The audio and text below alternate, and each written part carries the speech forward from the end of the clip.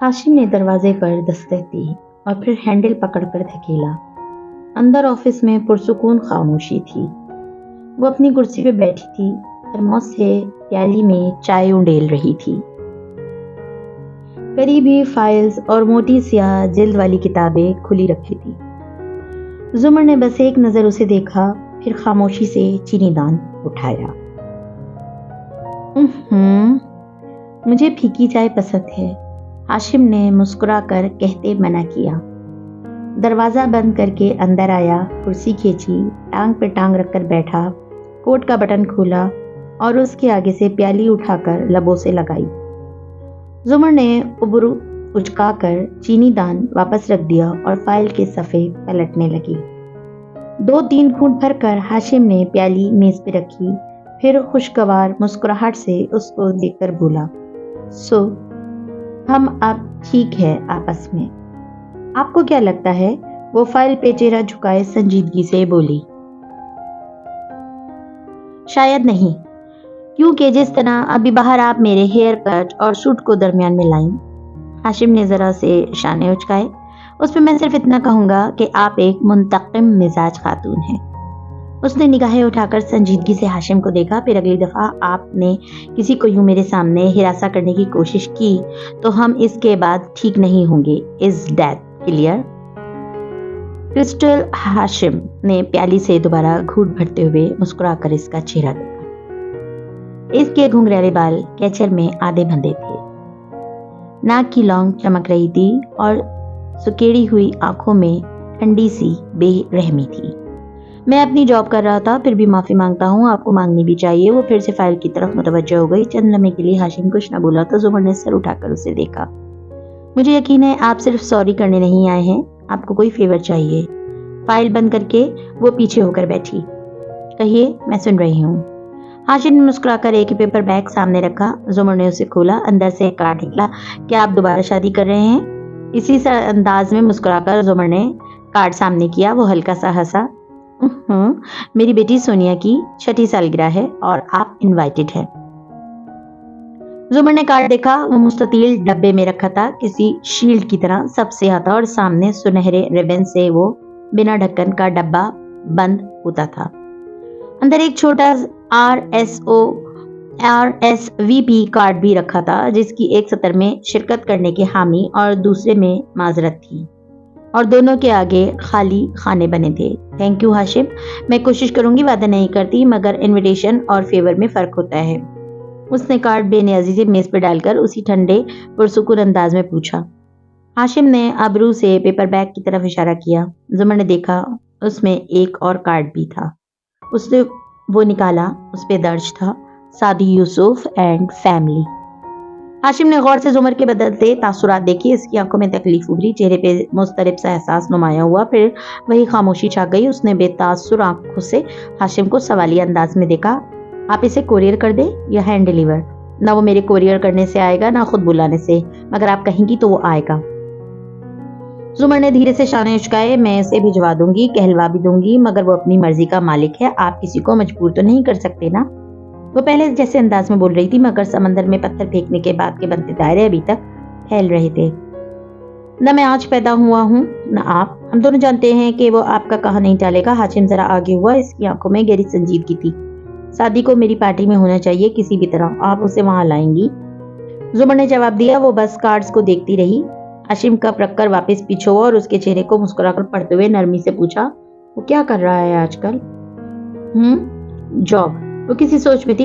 हाशिम खामोश रहा। चाय ठंडी हो चुकी थी। उसने फिर भी आखिरी घूंट अंदर उड़ेला और जरा आवाज से प्याली रखी।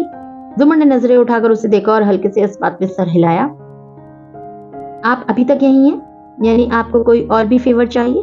हाशिम ने मुस्कुराकर सर को खम दिया और बोलने के लिए लब खोले के मेरा जवाब इनकार है। वो कुछ कहते कहते रुक गया। अभी मैंने कुछ कहा ही नहीं, मैं जानती हूँ आप क्या कहना चाहते हैं। दायरे अब फैल फैल कर मिट चुके थे और वो संभल चुकी थी। आपको सरकारे बनाम अब्दुल गफूर हैदर में सेटलमेंट चाहिए, मगर नहीं, हम ट्रायल पे जा रहे हैं। हाशिम की मुस्कुराहट गायब हुई। उसने वाकई हैरत से अबरू उठाई। لیکن یہ ایک ایکسیڈنٹ تھا, غلطی ڈرائیور کی نہیں تھی, پھر بھی وہ دیت دینے کو تیار ہے. وہ ایک 16 سال کی لڑکی تھی جو اس ایکسیڈنٹ میں مر گئی ہے. ہاشم, ہم ٹرائل پہ جا رہے ہیں. اگر لڑکی کا خاندان دیت لینے پہ راضی ہو گیا تب پروسیکیوٹر کا کیا خیال ہوگا؟ تب پروسیکیوٹر اپنی جیب سے دیت جتنی رقم ادا کر کے متاثرہ خاندان کو مجبور کر دے گا کہ وہ ٹرائل پہ جائیں. اوہ, آپ خود یہ رقم ادا کریں گی ان کو؟ اس نے مصنوعی حیرت سے ابرو اٹھائی. زمر پہلی دفعہ پورے دل سے مسکرائی. میں نے کہا ہم ٹرائل پہ جا رہے ہیں, میں نہیں. سوری, اگر آپ کو شاید معلوم نہیں, یہ کیس میں پلیڈ نہیں کر رہی, یہ پروسیکیوٹر بصیرت کا کیس ہے. وہ ایک لمحے کے لیے بالکل خاموش رہ گیا. بھویں سکیڑ کر اس نے واقعتاً اچنبے سے زمر کو دیکھا اور پھر سمجھتے ہوئے سر ہلایا. 50,000 کا ہیئر کٹ اور 2.5 لاکھ کا سوٹ. آپ واقعی ایک منتقم مزاج خاتون ہیں. بظاہر مسکراتے ہوئے وہ کہہ رہا تھا, آپ نے جان بوجھ کر یہ کیس انہیں دے دیا کیونکہ جب انہیں معلوم ہوگا کہ ڈیفینس میں ہاشم کا کردار ہے تو وہ کبھی اسے سیٹل نہیں کریں گے. Good, very good. زمر نے مسکرا کر ابرو اچکائے. میں معاف نہیں کیا کرتی ہاشم. یو نو ڈیٹ, کیا میں اب بھی آپ کی پارٹی میں انوائٹڈ ہوں؟ بالکل, اور آپ سادی کو بھی لائیں گی. ہمارے ساتھ تعلقات اس کی وجہ سے متاثر نہیں ہو سکتے. وہ مسکرا کر اٹھا, کوٹ کا بٹن دبایا, بار بار مچتا موبائل سائلنٹ کیا, پھر اسی رسان سے بولا, میں اس کیس کو سیٹل کروا لوں گا.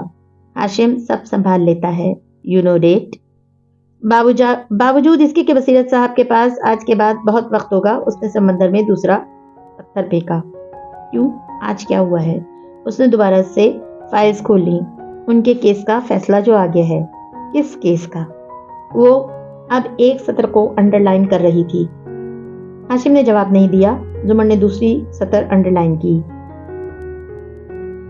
پھر ایک دم اس نے چوک کر سر اٹھایا. کس کیس کا؟ اب کے سوال کی نوعیت مختلف تھی.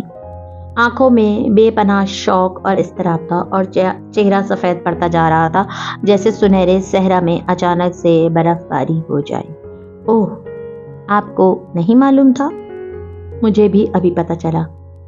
ہاشم کو جیسے بہت افسوس ہوا تھا. کیا فیصلہ آیا؟ اس نے اگلی سانس میں پوچھا. وہ جگہ سے بھی نہیں اٹھی. گردن اٹھا کر ہاشم کو دیکھتی وہ بالکل ساکن تھی. ناٹ گلٹی, ہر الزام سے بری. ہاشم نے ہمدردی سے سر جھٹکا. I am sorry.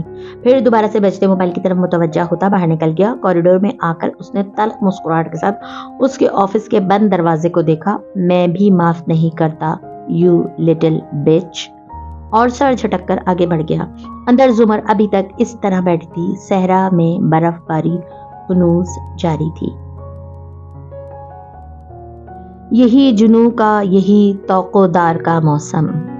دوپہر سپہر میں بدل گئی مگر اس جیل کا آہنی گیٹ ویسے ہی تپ رہا تھا. باہر نکل کر اس نے سنہری آنکھوں کی پتیاں سکیڑے ادھر ادھر کسی کو تلاش کیا اور پھر وہ اسے نظر آ گیا. دور گاڑی کے دروازے سے ٹیک لگائے کھڑا سعدی. اسے آتا دیکھ کر سعدی بھی مسکراتے ہوئے آگے بڑھا. دونوں نے قدم قدم فاصلہ عبور کیا اور آمنے سامنے آئے. فارس اپنے بھانجے سے 2 انچ لمبا تھا. اس نے مسافر کے لیے ہاتھ یوں بڑھایا جیسے آرم ریسلنگ کے لیے پنجہ بڑھاتے ہیں. سعدی نے جوابی پنجہ اس کے ہاتھ سے ملایا. فتح کا نشان. سعدی مسکرا رہا تھا. فارس سنجیدہ تھا. کہاں چلیں؟ کار میں بیٹھ کر پہلا سوال سعدی نے پوچھا. ہمارے گھر یا کاردارز کی طرف؟ قبرستان. سعدی نے ہوں کہہ کر گاڑی سٹارٹ کر دی. فارس نے ایک نظر دونوں کی سیٹوں کے درمیان گیئر کے ساتھ خان میں رکھے سعدی کے موبائل کو دیکھا اور پھر کھڑکی سے باہر دیکھنے لگا. میں آؤں؟ قبرستان کے سرے پہ گاڑی روک کر سعدی نے پوچھا. مجھے تنہائی کی عادت ہے, وقت لینے کا. یہ واضح نہ تھا کہہ کر وہ نکل گیا. سعدی خاموشی سے اسے جاتے دیکھتا رہا. اس نے یہ نہیں دیکھا کہ اس کا موبائل اب خانے میں نہیں پڑا تھا. قبرستان میں ان 2 قبروں پر فاتحہ پڑھ کر وہ اٹھ گیا. پھر ایک درخت کی اوٹ میں آیا جہاں سے سعدی اسے نہیں دیکھ سکتا تھا اور اس کے موبائل پر نمبر ڈائل کیا. ہاں, اسٹیفنی غازی بول رہا ہوں. بات کرتے ہوئے عادتاً کان کی لو کو 2 انگلیوں سے مسل رہا تھا. ہاں, میں باہر آ گیا ہوں. بات دھیان سے سنو. مجھے کچھ چیزیں چاہیے. کل شام تک تیار ہو. میری گن, میرا چاقو, ایک بلیو پاسپورٹ, 2 مختلف شناختی کارڈ, میری تصویر اور میرے نام کے ہوں گے مگر گورنمنٹ ایشوڈ ہوں. اور اس کے علاوہ وہ جدید اسلحے کے چند نام گنواتا گیا. پھر رک کر جیسے اکتاہٹ سے اس کی بات سنی. جو کہا ہے وہ کر کے دو, زیادہ سوال مت کرو. کال بند کر کے ریکارڈ مٹایا اور ایک آخری نظر ان 2 قبروں پر ڈالی. زرتاشا فارس, غازی وارث غازی. चंद लम्हे वो वहां खड़ा रहा, फिर इन दोनों से कुछ भी कहे बगैर वापस आ गया। कार में सादी इधर उधर हाथ मारता कुछ तलाश कर रहा था। क्या हुआ? पता नहीं, मोबाइल किधर रख दिया? ये तुम्हारी सीट के पीछे गिरा है। सादी ने चौंक कर देखा, इसका मोबाइल पिछले निशस्त के नीचे गिरा था, जैसे अगले खाने से स्लिप होकर पीछे गिर गया हो। सादी ने शुक्र करते हुए फोन उठाया और गाड़ी स्टार्ट कर दी। क्या तुम्हें हैरत नहीं हुई कि जज ने मुझे रिहा कर दिया? फारिस खिड़की से बाहर देखते हुए बोला। सादी ने शाने उचकाए। आपने वो कत्ल नहीं किए, मैं जानता हूँ। क्या फर्क पड़ता है, पूरी दुनिया तो यही समझती है, और वो जज वो इतनी आसानी से कैसे माना, मुझे हैरत है। कहते हुए मुड़कर गौर से सादी का चेहरा देखा। अगर तुम्हारा इसमें कोई हाथ है सादी, तो कह दो, मैं सुन रहा हूँ। मेरा हाथ कैसे हो सकता है? मेरी बात जज सुने और मानेगा भी क्यों? उसने लापरवाही से फिर शाने उचकाए और ड्राइव करता रहा। फारिस ने इस बात में सर हिलाया, मगर तुमने मेरी बात की तरदीद नहीं की, ठीक है, और खिड़की के बाहर भागते दरख्तों को देखने लगा। सादी ने कोई जवाब नहीं दिया, बस खामोश रहा। तुम बोलोगे या मैं किसी दूसरे तरीके से बुलवाऊं तुम्हें? आपके फारिस ने जरा धीमे लहजे में सख्त बात की तो सादी ने बेजारी से मुड़ काटा। मैंने कुछ गलत नहीं किया, जो हुआ है कुदरत ने किया है। अच्छा, और तुम्हारी कुदरत ने क्या किया है? वही जो हमेशा से होता है, हामान को फिरौन के खिलाफ करना। क्या?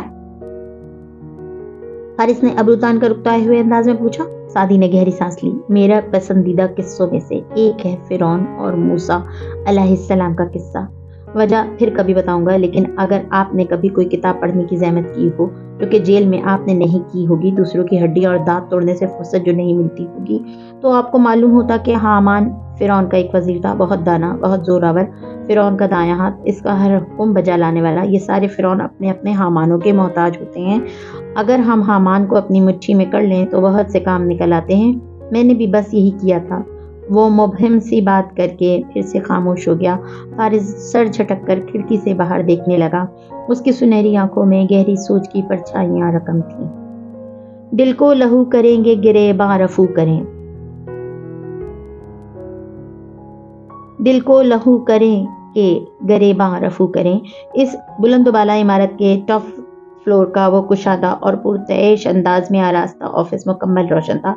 पावर सीट पे जवाहिरात टेक लगाए बैठी थीं और नर्म सी मुस्कुराहट के साथ सामने कुर्सी पे बैठे हाशिम को देख रही थी, जो सर झुकाए मोबाइल पे कुछ टाइप कर रहा था। पीछे नौशेरवा मुस्तरिब झुंझलाया हुआ सा टहल रहा था, किसी पेंडुलम की तरह, दाएं से बाएं और वापस दाएं। मुझे वजाहत चाहिए हाशिम, जवाहिरात ने मुस्कुराते हुए उसे मुखातिब किया। तुम इतने बेखबर कैसे हो सकते हो कि इसे रिहा होने से पहले तुम्हें मालूम भी ना हो सके?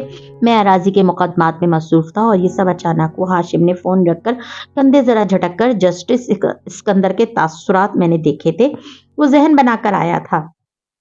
यकीनन उसे इस काम के लिए पहले से राजी कर लिया गया होगा। इन लोगों की इतनी हैसियत नहीं कि इस बाअसर जज को खरीद सके। जजेस सिर्फ खरीदे नहीं जाते, उनको मजबूर करने के और भी बहुत से तरीके होते हैं। नौशेरवा घूमकर हाशिम के सामने आया। और अगर किसी ने इस जज को ब्लैकमेल किया है भाई, तो वो इस सादी के अलावा कोई और नहीं हो सकता। प्लीज शेरू, क्या हम सादी से हटकर कोई बात कर सकते हैं? मुस्कुराती हुई जवाहरात की आंखों में सख्त तंबी उभरी। इसने वहां 10 लोगों के सामने मेरी बेइज्जती की और अब चाहती है मैं इसे भूल जाऊं? हंस पे आदत नौशेरवा बड़ा कुट्टा। तुम्हें वहां नहीं जाना चाहिए था। मगर वो हाशिम की बात नहीं सुन रहा था। वो मुझे जता रहा था कि वो मेरे चालान के मुतालिक जानता है जो इंग्लैंड में हुआ। वो खुद को समझता क्या है? मम्मी, मैं आपको बता रहा हूँ, आप इसे पार्टी में इन्वाइट नहीं कर रही हैं। मैं उसको अपने घर में बर्दाश्त नहीं करूंगा। मैं कार्ड दे चुका हूँ। सॉरी, हाशिम ने दोनों हाथ उठाकर कहा। शेरू, शादी मसला नहीं है, वो पार्टी में आएगा तो मैं उसे देख लूंगी। अपने बेटे की बेइज्जती का बदला कैसे लेना है मुझे मालूम है। कहते हुए आगे होकर नरमी से इसने शेरू का हाथ दबाया। वो जरा ढीला पड़ा। मसला फारिस है, मैं इसे अपने इर्द गिर्द बर्दाश्त नहीं कर सकती। मुझे बताओ हाशिम, तुम इस मामले को हल करने के लिए क्या कर रहे हो? हाशिम अब कागज पे कुछ लिख रहा था। यकीनन वो भी डिस्टर्ब था, मगर कंपोज्ड नजर आ रहा था। मैंने इसे एक दफा अंदर करवाया था, दूसरी दफा भी करवा सकता हूँ।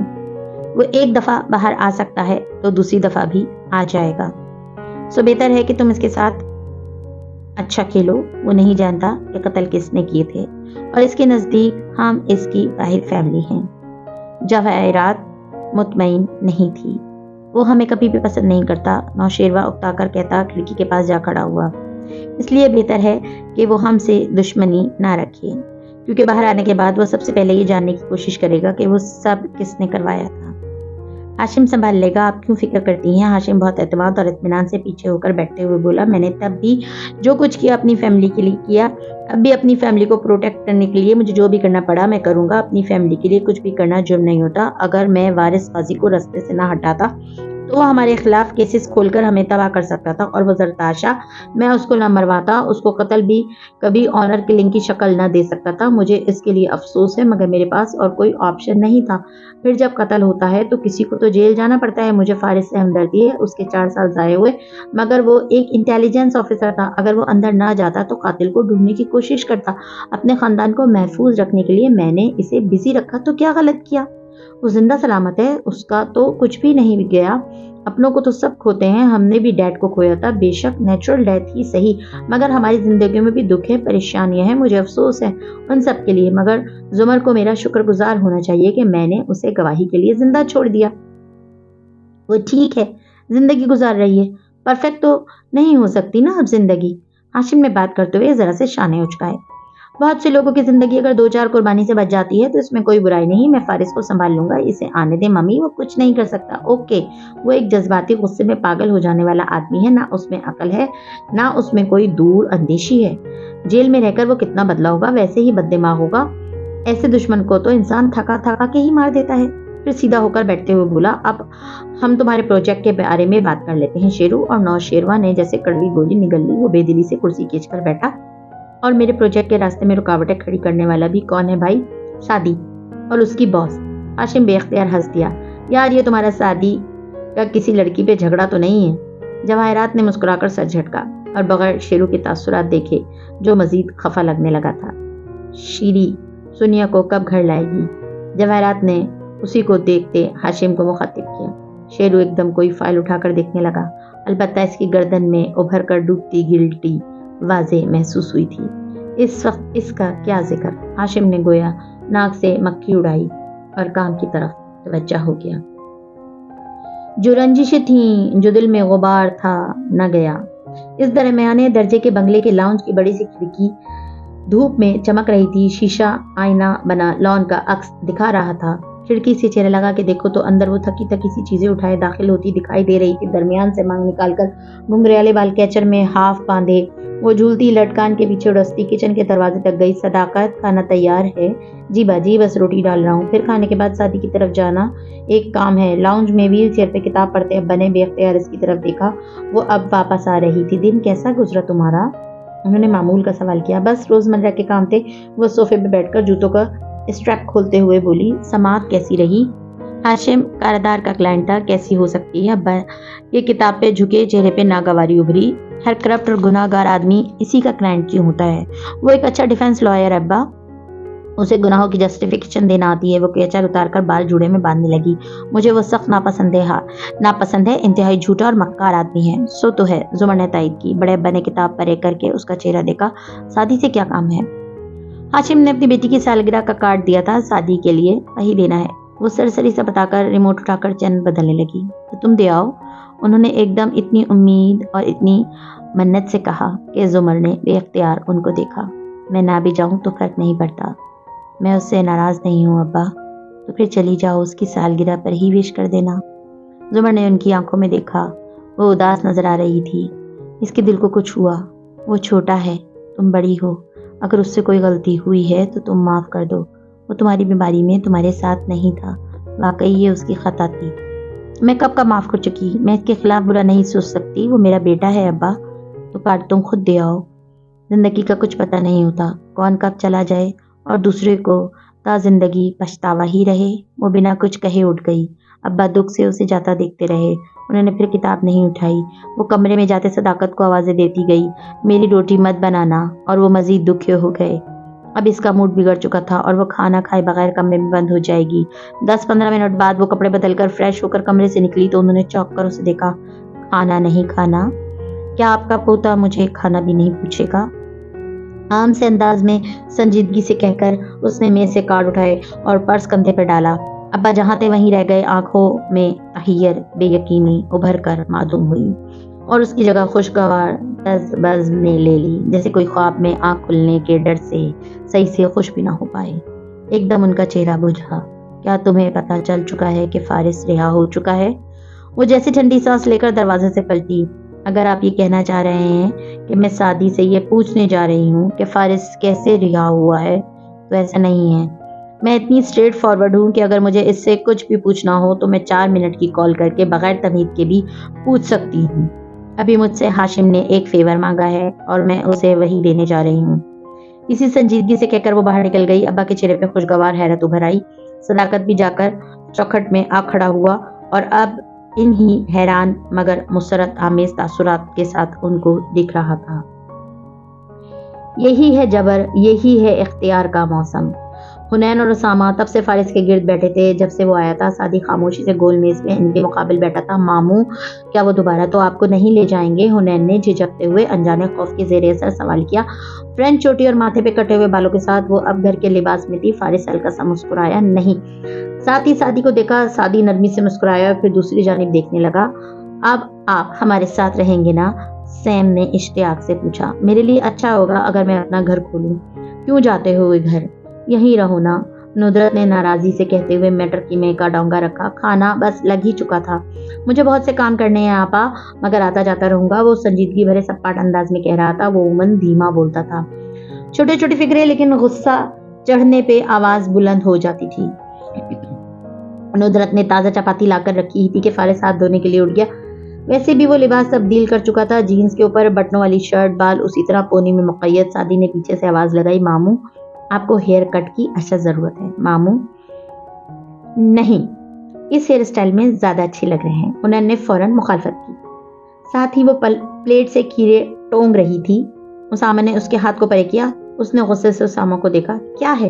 ابھی کھانا شروع نہیں ہوا، تم کیوں کھا رہی ہو؟ تمہارے حصے کا تو نہیں کھا رہی ہوں، زیادہ ٹوکا مت کرا کرو ورنہ تمہاری دم باندھ دوں گی۔ میری کوئی دم نہیں ہے، وہ غصے سے کہتا کھڑا ہوا۔ بس، سعدی نے ایک دم سنجیدگی سے کہا، بس ایک لفظ اور وہ دونوں خاموش ہو گئے۔ کتنی دفعہ کہا ہے مت لڑا کرو آپس میں، مگر مجال ہے جو۔ ندرت کی بات گھنٹی کی آواز نے کاٹ دی۔ فارس اسی وقت واپس آتا دکھائی دیا۔ اسامہ بھاگ کر دروازے پہ گیا اور اس کے ساتھ کھڑکی کا پردہ سرکا کر دیکھا۔ کون ہے اسامہ؟ سعدی نے بیٹھے بیٹھے پوچھا، مگر اسامہ نے کوئی جواب نہیں دیا، بس وہیں کھڑا رہا۔ اسامہ کون ہے؟ ندرت نے سوال دہرایا۔ فارس بھی اسی طرف دیکھنے لگا۔ اسامہ آہستہ سے ان کی طرف پلٹا۔ پھول لائی ہیں۔ کون؟ پھپھو زمر۔ پھپھو آئی ہیں اور پھول لائی ہیں۔ چند لمحے کے لیے راہداری میں سناٹا چھا گیا، جیسے سانس آنا بھی بند ہو گیا ہو۔ ندرت پلیٹیں لگاتی رک گئی۔ حنین کا کھیرا اٹھاتا ہاتھ رک گیا، چہرہ بالکل سپاٹ ہو گیا۔ البتہ سعدی تیزی سے دروازے کی طرف گیا۔ فارس نے باری باری سب کو دیکھا۔ سعدی، اس نے بے اختیار اسے روکا، میں کمرے میں ہوں۔ ساتھ ہی نگاہوں سے اشارہ کیا جیسے نہ ملنا چاہتا ہو نہ اس کی آمد کی خبر کی جائے۔ سعدی نے سمجھ کر سر ہلایا۔ حنین پیچھے ہو کر کھڑی ہو گئی، بھویں کھچ گئیں، چہرے پہ خفگی چھا گئی۔ دروازہ کھلنے پہ باہر کھڑی زمر نے سر اٹھایا۔ گھنگرالے بال ہاف باندھے وہ زرد چہرے کے ساتھ کھڑی تھی۔ بازوؤں میں سوسن کے پھولوں کا بوکے تھا۔ بدقت مسکرائی۔ اسی پل ناک کی لونگ چمکی، آنکھیں بھی چمکی۔ سالگرہ مبارک ہو سعدی۔ پھول اس کی طرف بڑھائے۔ سعدی ابھی تک سکتے میں تھا، پھر اس کے ہونٹ مسکراہٹ میں ڈھلتے گئے۔ انہوں نے بے پناہ حیرت سے دیکھا۔ تھینک یو پھپھو، آئے نا اندر۔ کسی معصوم بچے کی طرح خوش ہوتا سعدی ہٹا اور راستہ دیا۔ زمر کی مسکراہٹ معدوم ہوئی۔ نرم تاثرات والے چہرے کے ساتھ متذبذب سی اندر داخل ہوئی۔ جس گھر میں 4 سال تک قدم نہ رکھا تھا، وہاں 4 قدم بھی مشکل سے پڑ رہے تھے۔ زمر کیسی ہو؟ ندرت فرط مسرت سے نہال اس سے آ کر ملی، پھر ڈائننگ چیئر پیش کی۔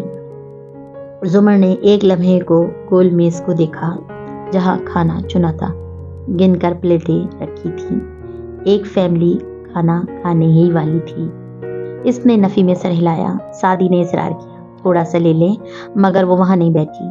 میں کھانا کھا چکی ہوں۔ شائستگی، تکلف، تز پز۔ حنین کی آنکھوں میں ناراضی گہری ہوئی۔ بہرحال اس نے اٹھ کر ڈرائنگ روم کم لاؤنج کا دروازہ کھولا۔ کیسی ہو حنین؟ حنین جیسے اس سوال پہ ڈسٹرب ہوئی تھی، مگر پھر سپاٹ چہرے کے ساتھ ٹھیک کہہ کر اندر صوفے کی طرف ہاتھ کیا۔ بیٹھیں۔ زمر اسی تکلف سے صوفے کے کنارے ٹانگ پہ ٹانگ رکھ کے بیٹھ گئی تو اسامہ آ کر ملا۔ وہ جیسے اب ذرا کھل کر مسکرائی، اس کا گال چوما، پھر پیشانی سے گھنگریالے بال نرمی سے ہٹا کر بولی، कैसे हो उसामा? चौखट में खड़े सादी की मुस्कुराती आंखों में तकलीफ सी उभरी। एक पुराना मंजर इनमें झिलमिलाया। स्कूल यूनिफॉर्म में घुंघराले बालों वाला लड़का बेंच के पास खड़ा था। वो घुटनों के बल इसके सामने यूनिफॉर्म में एक लड़की बैठी थी और उसके आंसू साफ करते हुए पूछ रही थी, किसने मारा है, मुझे बताओ, मैं भी उसको देखती हूँ। उसकी हिम्मत कैसे हुई कि वो हमारे सादी को मारे? इधर देखो, रो मत, मैं हूं ना तुम्हारे साथ, तुम्हारी सपोर्ट और प्रोटेक्शन के लिए, वो फिक्रमंदी और गुस्से से कह रही थी। मैं ठीक हूँ, आप? उसामा की शर्माती आवाज पे वो चौंका, सामने आके बैठ गया और फूलों को मेज पे रखकर बोला, आपको याद था मुझे सोसन पसंद है? जुमर ने सर को खम दिया, बोली कुछ नहीं। नुदरत खाने पे इसरार करने लगी, फिर चाय पे। वो बस एक कप के लिए राजी हुई। हुनैन सादी के साथ जाकर बैठ गई, शिकवा आमेज नजरों से फुप्पो को देखती मगर खामोश। मुझे यह कार्ड देना था, हाशिम ने दिया है तुम्हारे लिए, कहते हुए इसने कार्ड सादी की तरफ बढ़ाया। सादी तो चौंका ही, हुनैन ज्यादा चौंकी। उसका दिल जोर से धड़का था। हाशिम की बेटी की सालगिरह है, इसने बहुत इसरार किया था तो मैंने तुम्हारी तरफ से हामी भर ली।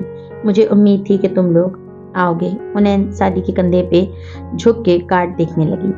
सादी के तासुरात वो नहीं रहे थे। इसने बिल्कुल खामोशी से सियाह कार्ड पे सुनहरी इबारतें पढ़ी, फिर कार्ड हुनैन की तरफ बढ़ा दिया। हाशिम भाई मुझे अपने पार्टी में क्यों देखना चाहेंगे फुप्पो? तुम इसके रिश्तेदार हो।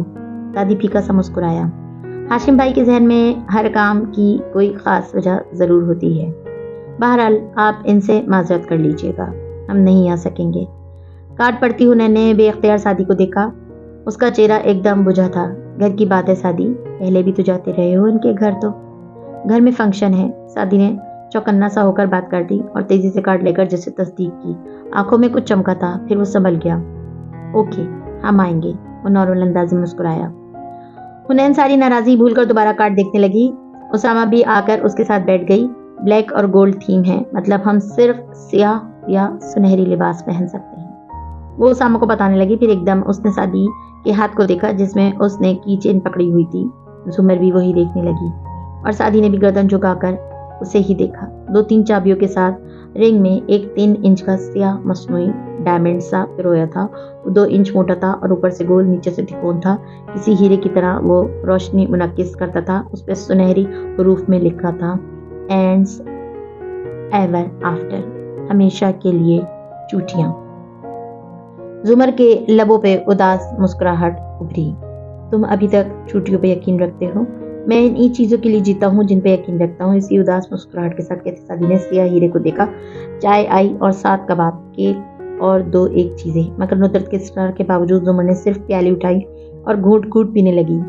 ये कार्डदार्स क्या करते हैं? इनका बिजनेस किस चीज का है? कार्ड में महफ हुनैन ने पूछा। इसकी नजरें नीचे लिखे हाशिम के नाम और 7 दर्ज मोबाइल नंबर पर जमी थी। एकदम से बिजली चली गई और हर रोशनी के बुझ जाने की खामोश आवाज सुनाई दी। फिर यूपीएस पे बत्ती जली और पंखा गड़गड़ करता घूमने लगा। सादी हल्का सा मुस्कुराया और सर झटका। वो एक ऑयल कार्टेल के सरबराह हैं। कार्टेल क्या होता है? हुनैन ने बेख्तियार पूछा, फिर जैसे अपनी कम इल्मी पे पप्पू के सामने शर्मिंदा हुई। ऐसे समझो जैसे मार्केट में बर्गर की 3 दुकानें हैं। जुमर ने नरमी से कहना शुरू किया, और वो दुकानें 50 का बर्गर बेचें। 2 दुकानें 50 का बर्गर बेचें और एक 40 का, तो ज्यादा किसके बिकेंगे? 40 वाले के। हुनैन के लबों से फिसला। वो सारी नाराजगी भूल गई थी। बिल्कुल, मगर कम कीमत के बायस 40 वाला भी मुनाफा ज्यादा नहीं कमा सकेगा और बाकी दोनों वैसे ही नुकसान में रहेंगे। तो ये तीनों यूं करेंगे कि मिलकर एक ग्रुप यानी एक कार्टेल बना लेंगे और ये तय कर लेंगे कि 3 दुकानें एक ही कीमत पे बर्गर बेचेंगी। यूं तीनों का कारोबार मिलेगा और तीनों जब चाहे कीमत इकट्ठी बढ़ा देंगी।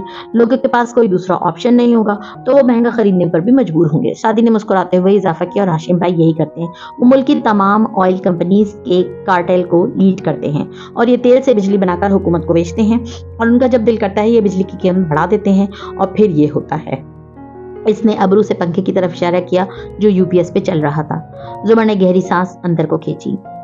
मेरा नया ख्याल के एनर्जी क्राइसिस की वजह ऑयल कंपनीज हैं। ये थर्कोल प्रोजेक्ट के साइंसदानों और ऑयल कंपनीज के मगरूर और अमीर एग्जीक्यूटिव की जंग नहीं है पप्पो, ये कोयले और तेल की जंग है। मुझे यकीन है हाशिम पार्टी में सुनहरी रंग पहनेगा। एक बच्ची की सालगिरह को ब्लैक और गोल्ड का टच देकर वो लोग सिर्फ दुनिया को अपने मजबूत आसाब दिखाना चाहते हैं। सियाह और सुनहरा यानी कोयला और तेल। वो नरमी से ठहर ठहर कर बोल रहा था। اینی ویز اب میں چلتی ہوں. اس نے جیسے کسی بات میں دلچسپی نہیں لی, بس اٹھنے کو تیاری کرنے لگی. حنین نے کارڈ چھوڑ دیا, چہرہ پھر سے بجھ گیا. سعدی چپ ہو گیا. اسے لگا جیسے اس کی صاف گوئی نے اسے ناراض کر دیا تھا. کچھ دیر تو بیٹھو, ندرت اصرار کرنے لگی, مگر اس کا کہنا تھا کہ اگلے ہفتے تفصیل سے پارٹی کے ساتھ بیٹھیں گے. سعدی اسے دروازے تک چھوڑنے گیا. واپس آیا تو حنین اکیلی لاؤنج میں بیٹھی تھی. 4 سال بعد آئیں اور 40 منٹ بھی نہیں بیٹھ سکیں. وہ بڑبڑائی. ایسے نہیں سوچتے حنین, وہ جیسے ہرٹ ہوا تھا. مگر میں تو ایسے ہی سوچتی ہوں بھائی, آپ کا دل بہت بڑا ہے, آپ بھول سکتے ہیں. مگر مجھے یاد ہے پھپھو نے ہمیں تب چھوڑا جب ہمیں ان کی ضرورت تھی. ہمارے ماموں بے گناہ تھے, مگر پھپھو نے ان کو گناہگار مانا اور اس لیے آپ بھی زیر عتاب آئے. مگر یہ لڑائی تو آپ کے ماموں اور پھپھو کی تھی, میں نے تو کچھ نہیں کیا تھا. میرا کیا قصور تھا, مجھے کیوں چھوڑا؟ بولتے بولتے اس کی آنکھوں میں آنسو آ گئے. سعدی کا دل بے حد دکھا. انہوں نے بہت کچھ لوز کیا ہے اس سب میں. ان کی صحت, ان کی شادی, ان کی زندگی, سب ختم ہو گیا. تو کیا میں نے کچھ لوز نہیں کیا؟ میں نے پھپھو کو لوز کیا ہے بھائی. ان 4 سالوں میں کتنے ایسے دن آئے جب مجھے ان کی ضرورت تھی. پھپھو نہ ماں ہوتی ہے نہ بہن, وہ ان دونوں سے ہٹ کر ہوتی ہے. میری تو کوئی بہن بھی نہیں تھی. میرا بھی دل چاہتا تھا میں ان سے بہت کچھ شیئر کروں, وہ میری باتیں سنیں, مگر وہ اب ہماری پرواہ نہیں کرتی. انہوں نے ہمیں تب چھوڑا جب ہمیں ان کی ضرورت تھی. یو نو واٹ بھائی, اب ہم بڑے ہو چکے ہیں, اب ہمیں ان کی ضرورت نہیں رہی. میں وہ حنین نہیں ہوں جو ان کے جانے کے بعد دیر تک کھڑکی سے ان کی راہ تکتی تھی کہ شاید وہ کچھ بھول گئی ہوں تو واپس آئیں. میں بھی اب ان کی پرواہ نہیں کرتی. اس نے رخ موڑ لیا. سعدی نے کچھ کہنا چاہا, پھر خاموشی سے باہر نکل گیا. ابھی بیچ راہداری میں تھا کہ کسی احساس کے تحت واپس آیا اور دھیرے سے لاؤنج کے اندر جھانکا. حنین کھڑکی کا پردہ سرکائے باہر دیکھ رہی تھی. دور سڑک پہ جیسے کسی کو تلاش کر رہی تھی, کسی کے بھول کے واپس آنے کا انتظار کر رہی ہو. سعدی کی آنکھوں میں اداسی اور لبوں پہ مسکراہٹ ڈر آئی. وہ خاموشی سے وہاں سے ہٹ گیا. راہداری میں واپس چلتے ہوئے اس نے ہاتھ میں پکڑے سیاہ اور سنہرے کارڈ کو دیکھا. ایک منظر اس کی آنکھوں کے سامنے جھلملایا. ہوٹل کی لابی زرد روشنیوں میں چمک رہی تھی. 4-5 سوٹ میں ملبوس افراد خوشگوار انداز میں ایک دوسرے سے مل رہے تھے. ان میں ایک ہاشم کاردار بھی تھا جو کسی سے مسکرا کر کچھ کہہ رہا تھا. ہاشم کے پیچھے اس کی سیکرٹری کھڑی تھی جس نے ایک ہاتھ میں ہاشم کا لیپ ٹاپ اٹھا رکھا تھا. وہ ہاتھ پہلو میں گرا ہوا تھا. وہ بھی سامنے مسکراتے ہوئے میٹنگ کے لیے آئے افراد کو دیکھ رہی تھی. دور سے جینز شرٹ اور پی کیپ میں ملبوس سعدی چلتا ہوا آیا. اس کا سر جھکا تھا. وہ اسی طرح سیکرٹری کے پاس سے گزر کر آگے بڑھ گیا. سیکرٹری وہیں متوجہ رہی. اس نے نہیں دیکھا کہ لڑکے کے گزرنے کے بعد لیپ ٹاپ کے سائیڈ کے ساکٹ میں ایک فلیش ڈرائیو لگ چکی تھی. سعدی ایک قریبی میز پہ جا بیٹھا, کندھے سے بیگ اتارا, اندر سے ٹیبلٹ نکالا اور اس پر مختلف جگہیں انگلی سے پریس کرنے لگا. اسکرین پہ پیغام آ رہا تھا, آپ کی ڈیوائس کو ایک ہارڈ ڈرائیو ملی ہے, کیا آپ سارا ڈاٹا کاپی کرنا چاہیں گے؟ سعدی نے مسکراتے ہوئے یس دبایا. اگلے ہی لمحے اس کی مسکراہٹ غائب ہوئی. اسکرین پہ پیغام جل بجھ رہا تھا, پاسورڈ داخل کریں. اوہ نہیں یار. اس نے بے بسی سے مڑ کر دیکھا جہاں وہ لوگ ابھی تک کھڑے باتوں میں مصروف تھے. اسے کیوں خیال نہیں آیا کہ ہاشم کے لیپ ٹاپ پہ پاسورڈ ہو سکتا ہے؟ وہ جلدی سے سب سمیٹ کر اٹھا اور سر جھکائے ان کے قریب سے گزرا اور سیکرٹری سے ٹکرا گیا اور خفیف سا سوری کہتے آگے بڑھ گیا. ہاشم نے چوک کر اسے دیکھا اور پھر دور تک سوچتی نگاہوں سے اس کا تعاقب کیا. چلی گئی. فارس کی آواز پہ سعدی چونکا. اس کے سامنے فارس کھڑا تھا. اس نے کارڈ بڑھایا جیسے پھپھو کے آنے کا مقصد بیان کیا ہو. فارس نے سرسری سا دیکھا اور پھر گول میز تک آ گیا. حنین, اسامہ سب واپس آ گئے. ذرا سی ہلچل کے بعد زندگی جیسے پھر نارمل روٹین پہ آ گئی ہو.